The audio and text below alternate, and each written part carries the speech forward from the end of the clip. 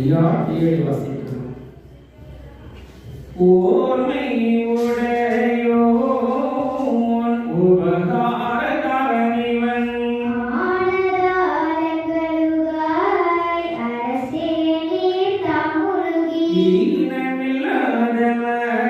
ஈனமில்லாதவர்காய் இறங்கும் என தொழுதான்.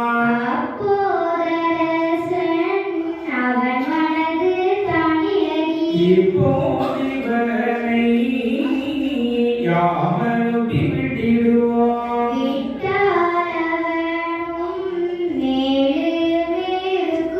கட்டாக சொல்லி கை சீட்டெழுதி வைத்து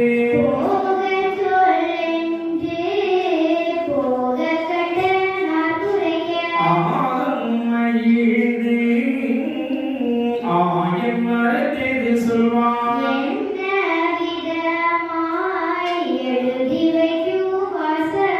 மன்னவனே சொல்லுமென மாறியவன் தொழுதான்.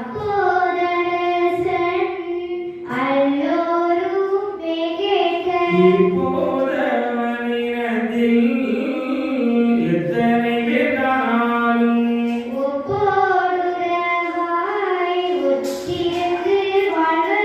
சர்வம் போத சகல சதிதனக்கும்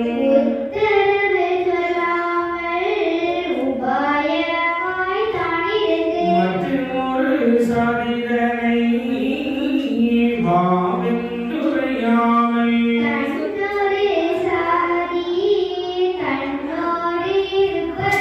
இன்னொரு